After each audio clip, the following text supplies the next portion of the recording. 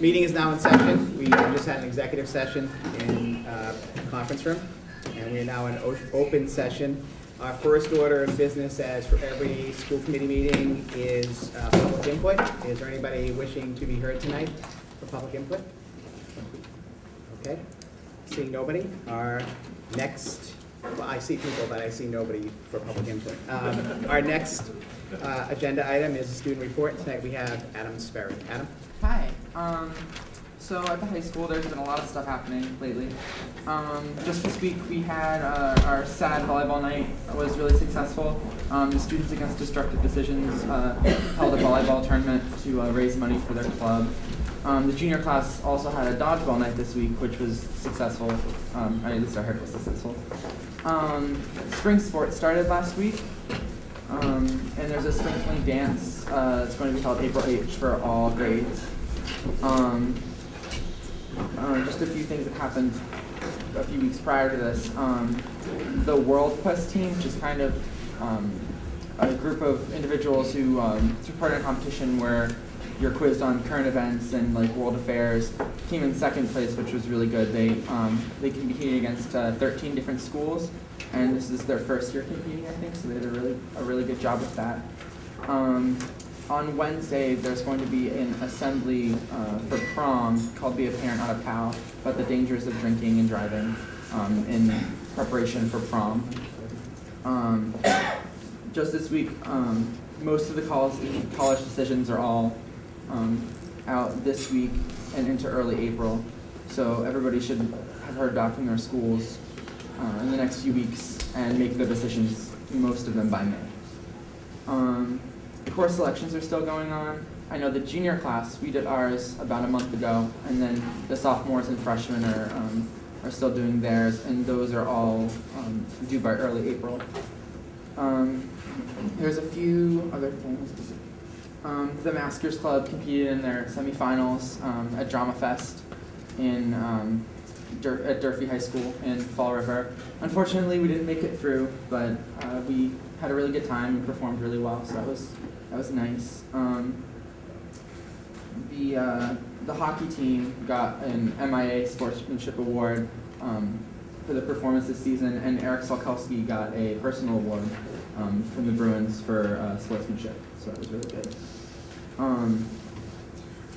Junior prom tickets are also on sale this week, and a few other things for just graduation and prom have been figured out. The all-night graduation party is to be held at Prince Pizza this year, and the notices for prom for bringing dates from other schools are also out this week, and they're due this week. And then finally, this upcoming week on April 6th is a sort of, I guess me and the other representatives helped to plan this event known as iBlock, and where it's a sort of emotional and health and well-being group of, I don't know how to describe it, I guess, what was the word he used? Jonathan used a great word to describe it, like sessions, I guess, to deal with social well-being and workshop, that's the word. Very good, Karen. It's like I have it. And those are running next week on April 6th. So that's, I think it's all day, and we're getting speakers from mostly outside the school to help with that. And I guess move to student work. Yep. So for my student work, I take Advanced Placement U.S. History, and a lot of that class is focused on discussion and discussing a myriad of topics regarding history and trying to formulate ideas and so forth. So for one of our assignments, we had to read about the 1950s and different aspects about the 1950s. And in the class, we're broken up into different discussion groups. So there's 4 people in each group. So what my teacher, Mr. Emerson, did was he gave us each a different topic to focus on. My topic was Elvis Presley. So, and they were all different. There's Elvis, of course, and then there was one about the civil rights movement, or the early civil rights movement. One about Betty Friedan and the women's movement, and then one about Joseph McCarthy and the Red Scare. So we all had to formulate an argument and talk about like the main ideas of the piece and if we thought they were valid, because they're all written by different writers with different spins. So we were supposed to evaluate how we were supposed to look at it from a modern perspective. So it was really interesting to get to talk about people's different opinions about certain figures and whether they deserved like the reputations they have now, which is really interesting. Great. And that was it, right? You have any questions about the 1950s? No. You could just ask myself. I was gonna say, I you in on that. hate when they study ancient history and US history. I really, these are the 50s, right? I hate that. I mean, it's so long ago. How can you even remember Yeah, that? it's like ancient history, really. Yeah, it's awful. My parents were born in the 50s. I was too. Oh, I love it. It's great. All right. Any other questions for Adam? Okay, great. Thanks, Adam. Thanks, Adam. I do want to add the Maskers. This is last year they made it to the finals, and this year they went to the semifinals, and they've only been participating in this statewide contest for 3 years. So Allison Kane and the group, they do an unbelievable job. And it's also great to see our kids out on the ice 2 times at the, as Adam mentioned, at the TD Garden. Both fun. The team was there on Sunday at the MIAA Hockey Championships, and then they were there on, I think Eric Sokolsky was there Tuesday night at the Bruins game, and he received his sportsmanship award. So it's a great accomplishment. Thanks, Adam. Okay, next we're going to shift the agenda around a bit, and we're going to turn it over to Mr. Colleen. Sean? I'd like to welcome everybody to the Batchelder School. I think this is the second annual traveling. I said I got to figure out how to put in the budget next year for tables that fit the skirts, although I was able to find some yellow duct tape to hold them up today. So they're green and cold. Good. So welcome. We have a few things to share with you tonight. First and foremost, this is a joint meeting where we posted for our school council as well. I found it would be appropriate time of the year to recognize the effort of my school council members as we continue to work on our school improvement plan and measure the progress that we've made as a school. So I just want to quickly acknowledge them for you. Lindsay Barn Felix, parent representative. Mrs. Smith, parent representative. Mr. McGowan, parent representative.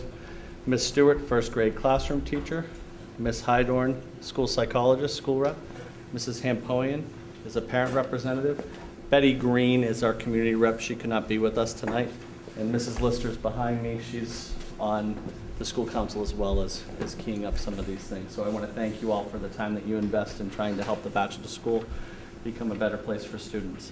Then on the focus for the rest of the evening is we spend so much time reading about performance. You see data when MCAS comes out. You see SAT scores and come out. We're taking it the other way tonight and talking about the opportunities we try to create for children during the school day, but also outside of the school day. How we're trying to extend our day and opportunities for children to be successful and experience different things. So a couple of things that are going to be going on at the Batchelder School soon. I just realized the camera's right there. It'll look very good.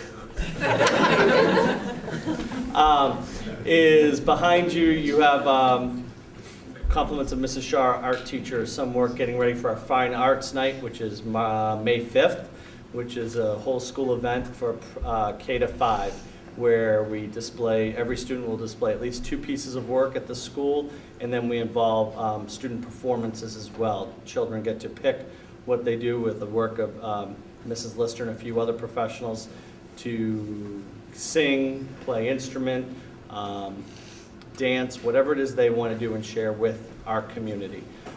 So that's some of the artwork that's getting prepared for that. And then the murals are actually in preparation for our first grade family science night, which is April 14th here at the school, where we're inviting our first graders and families with a parent volunteer, Mrs. Hatton, who is a great resource. She teaches at Endicott College, and she's volunteered to coordinate all this with our first grade teachers. So that's a night that we're pretty excited about as well. Beyond the classroom, the commitment that the professionals bring, as well as the students willing to spend the extra time, the parents for their time and the support of their children's interests, and the community. For the Batchelder School, we have we have participated in something called Explore Vision for the past 8 years. And I'm going to turn the attention over to Mr. Cassell, who's going to tell you a little bit more about this program that he stumbled upon that has brought, we've had great success with, and it's provided many opportunities for our students that you're going to learn a little bit more. So I'd like to introduce Mr. Bill Cassell, third grade teacher.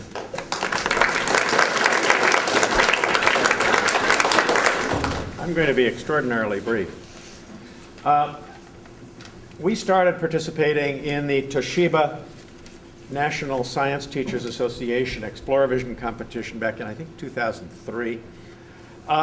And this program is run after school. We provide the training for the mentors, who are parents, who volunteer their time, put in a lot of time with the kids.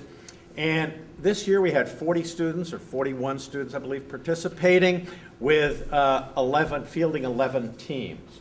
We compete in a district that includes all of New England and all of New York.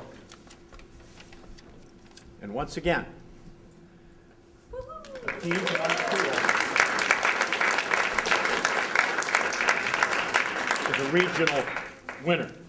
Now, they are seated over here. They're third graders. Every third grader has an opportunity to participate in this program. And they imagine the future. It's a wonderful opportunity with parents working with children to get thinking about problems today and how they would be solved when these kids are approaching 30. It's really marvelous. And some of the things they've come up with over the years are terrific. We have our parent mentor, Kristen Cooperstein, is here, and she's the real power behind the throne here. This is a prototype. Now, once you win, of course, regional, now the real work begins. The school receives a laptop from Toshiba, loaded with software, and the team now has to actually make live 5 web pages that they did maybe with crayons when they were first drafting them. And they create a live website, which is part of the next leg of the competition. Then they also have to create a prototype of their particular product. And this is their prototype. These are their members. I'd like to introduce them now. Come on out, ladies. They have their own presentation.